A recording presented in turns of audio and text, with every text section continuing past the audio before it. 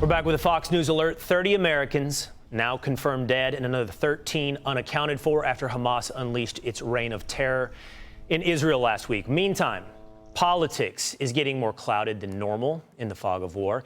In a now deleted post, squad member Ilhan Omar reposted a photo of dead children that was not from the Israel-Hamas war. It wasn't even from Gaza.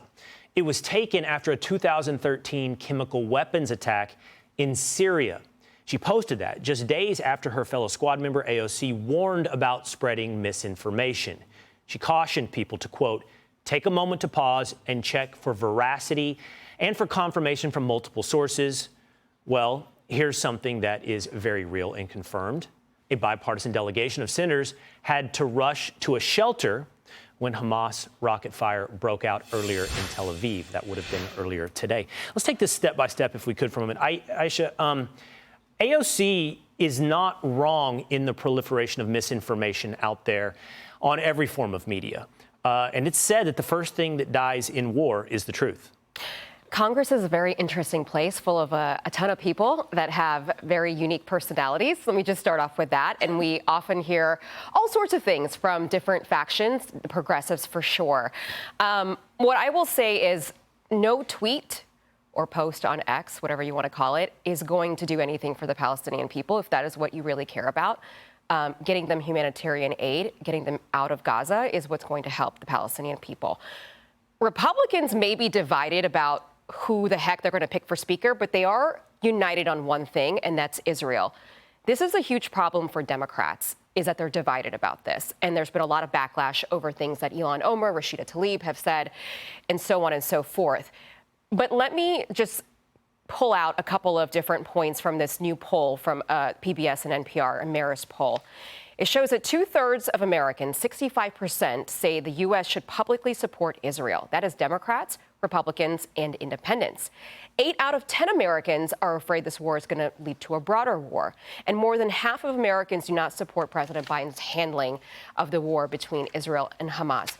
These are the things that Democrats should be paying attention to, not somebody's random tweet. Sarah, they're divided because their constituency is divided. And like everything else, we've learned when they call someone a racist, they're usually exhibiting racist behavior. If they cloak themselves in the mantle of science, they're usually promoting something anti-scientific. And here they warn us about misinformation, rightfully, and promote it within their own squad, promote misinformation. Right. And I want to go back to what you said right at the opening, which is in the fog of war, propaganda takes over, right? And we have to be very cautious of this. And Ilhan Omar was right about that. Anybody can fall victim to that's AOC. I'm sorry. Ilhan Omar is the one propagating AOC. Yeah, I don't want to. Yeah, Ilhan Omar. No, AOC. Yes. That AOC was right when she said this, and this is important because when we have studied war, right? Even going back, you go back to World War II. You study the propaganda campaigns that have come out. We don't know now how much Iran is pushing out, how much China is pushing out as far as propaganda, and we could be falling victim to that as well. And I think that's something that we have to watch out for. And I think you're absolutely right. We have been drawn into a conflict, an ancient conflict, and it's here now in the United States. And just like you said, Guy, we are not out of it. We've lost 30 Americans. We are watching our greatest ally in the Middle East face probably the worst war since Yom Kippur, far worse. We don't know where this is going to end. And I think it's our responsibility and certainly congressional responsibility to ensure that what we're giving out to the American people and disseminating is true. And just to clarify one element of this and put a finer point on what Ilhan Omar amplified, it was a photograph of dead babies that she attributed to Israel. She was claiming through that retweet that Israel had killed these children. And of course, the photo was from a decade ago in a different country. It was a lie. But her impulse, her instinct was to try to blame the Israelis for the death of children. And here's the sad part. Palestinian children have been killed already. More Palestinian children will be killed in the days to come. Cutting through the fog of war, it is important when we get those reports, verified or otherwise, when that happens, is that Israel goes out of its way to avoid that, whereas Hamas goes out of its way to kill innocent people.